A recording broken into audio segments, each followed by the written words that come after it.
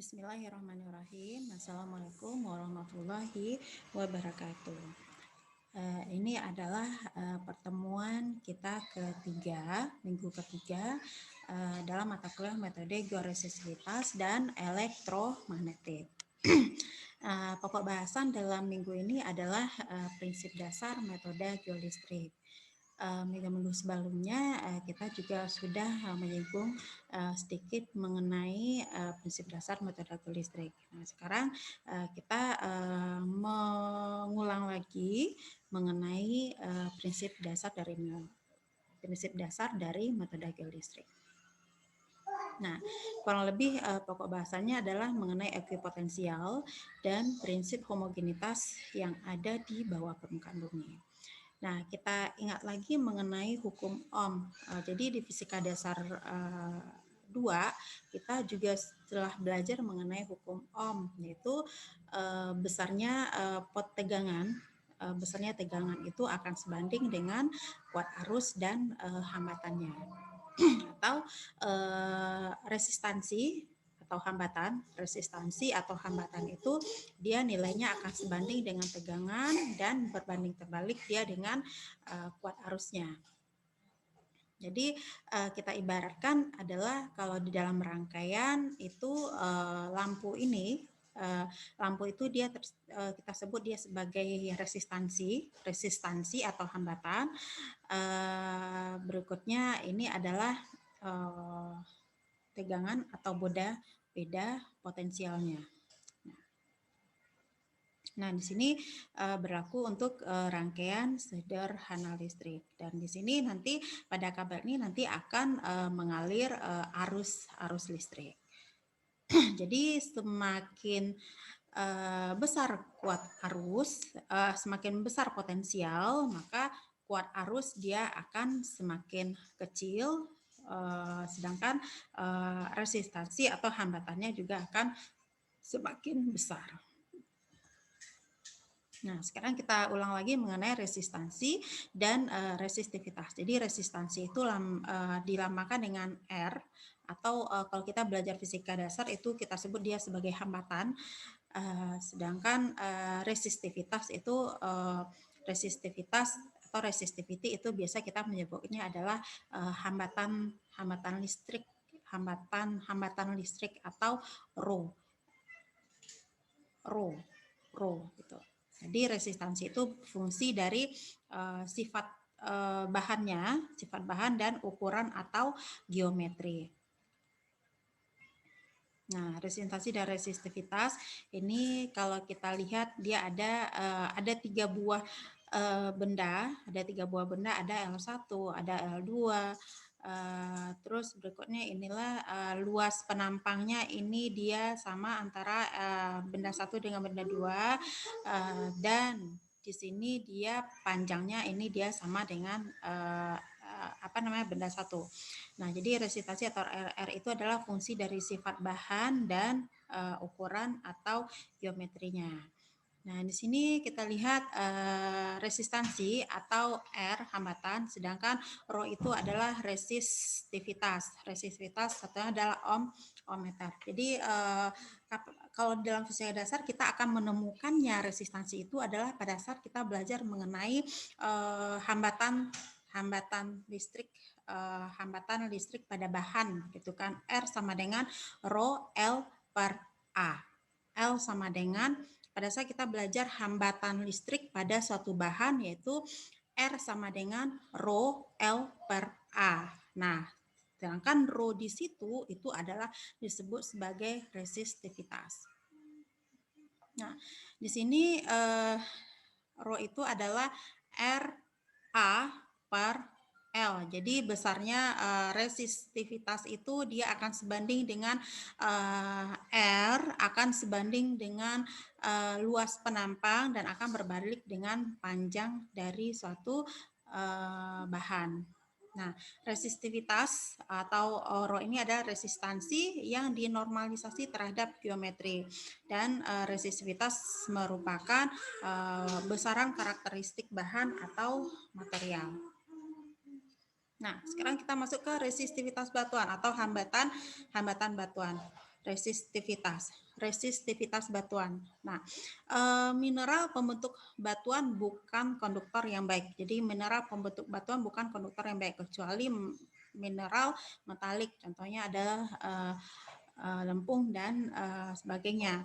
Nah, arus listrik pada batuan terjadi terutama akibat adanya fluida elektrolit pada pori-pori atau pada rekahan batuan. Jadi kalau kita ibaratkan ada suatu bahan. Nah, di sini kita ada potensial listrik.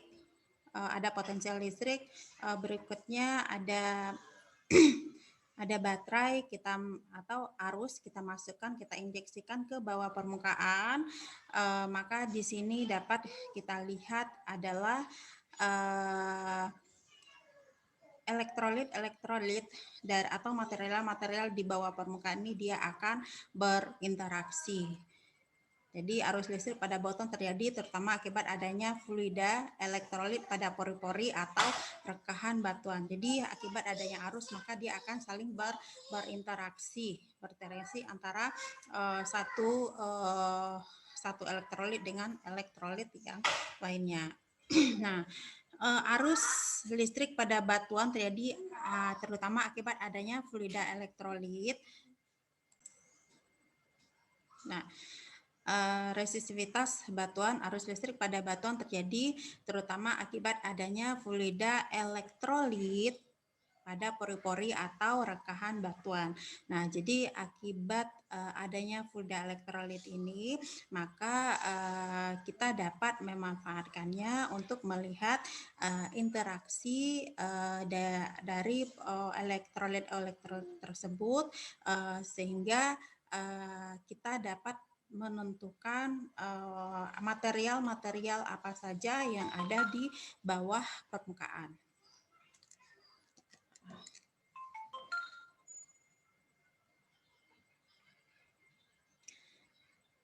Maaf, saya ulang lagi.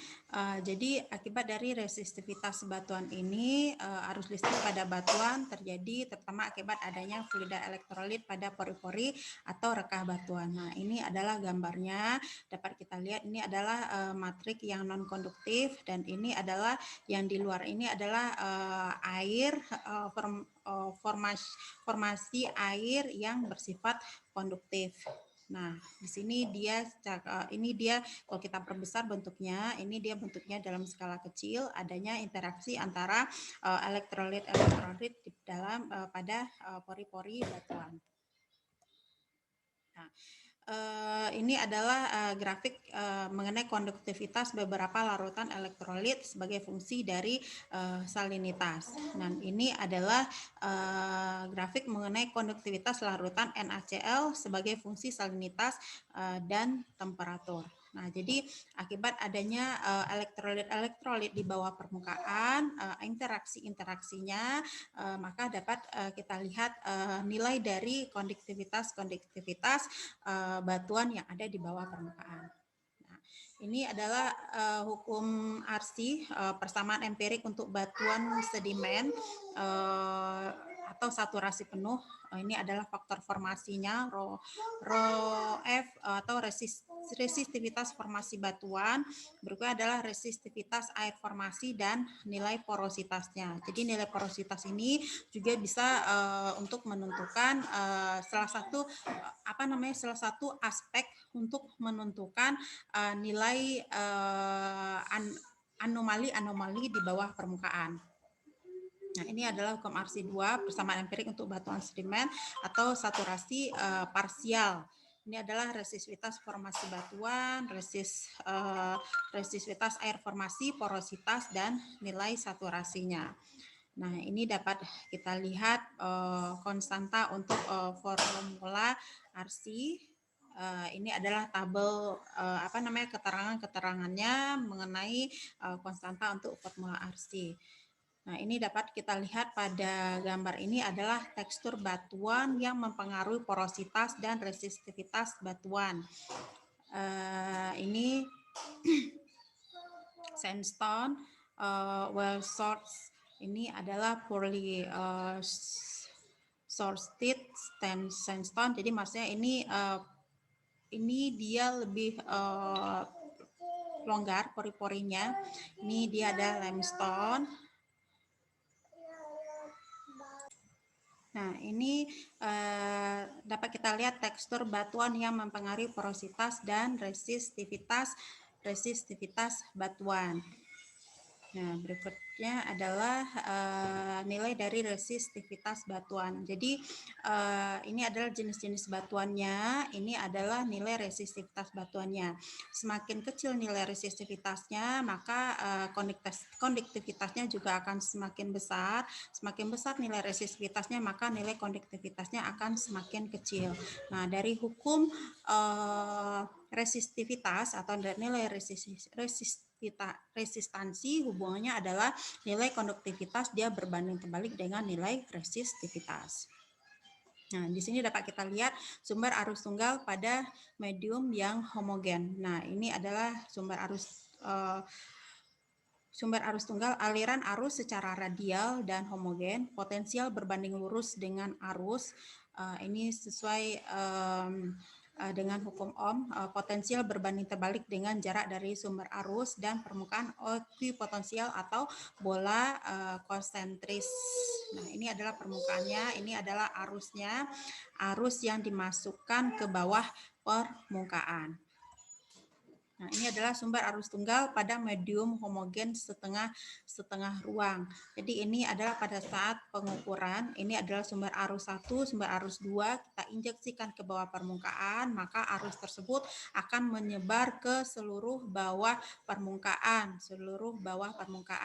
Nah, karena ini adalah dia bidang datar, maka ini dianggap sebagai homogen setengah ruang. Nah, V sama dengan rho I per 2 pi R. Nah, maka ini adalah persamaan dari perpaduan antara resistivitas dengan resistansi. Nah, ini adalah estimasi resistivitas medium yang homogen. Nah, ini di sini dapat kita lihat ini adalah elektroda arus, ini adalah elektroda potensial dan ini adalah jarak-jarak dari masing-masing elektroda. Nah, di sini kita proses untuk menentukan, pada slide ini adalah proses untuk menentukan nilai faktor geometri elektroda. Nah, nilai faktor geometri ini akan berpengaruh terhadap nilai dari resistivitas dari batuannya. Jadi kalau dari alat itu mungkin langsung keluar nilai resistivitasnya. Nah, tapi kalau secara teori maka kita harus mencari dulu faktor geometrinya sehingga baru didapatkan nilai resistivitas dari batuannya.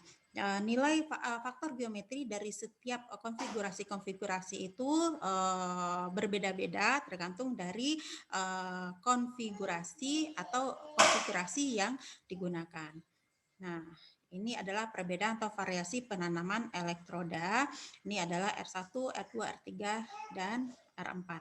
Nah, ini adalah bentuk arus. Ini arus 1, ini potensial 1, potensial 2, arus 2. Nah, berikutnya adalah konsep resistivitas semu. Pengukuran geolistrik dilakukan pada medium yang tidak diketahui nilai resistivitasnya. Non-homogen dengan resistivitas bervariasi secara vertikal atau secara horizontal. Ini adalah konsep resistivitas semu juga. Nah, ini resistivitas medium homogen yang ekuivalen, persamaannya adalah rho A sama dengan K per delta V per I. Ini adalah konsep resistivitas, nanti bisa dibaca pada slide PPT-nya. Nah, demikianlah yang dapat saya sampaikan pada pertemuan ketiga ini. Jadi pada pertemuan ketiga ini kita dapat mengetahui mengenai faktor geometri, bagaimana cara perhitungan faktor geometri dan apa kegunaannya perhitungan faktor geometri di dalam metode georesistivitas. Nah, demikian. Assalamualaikum warahmatullahi wabarakatuh.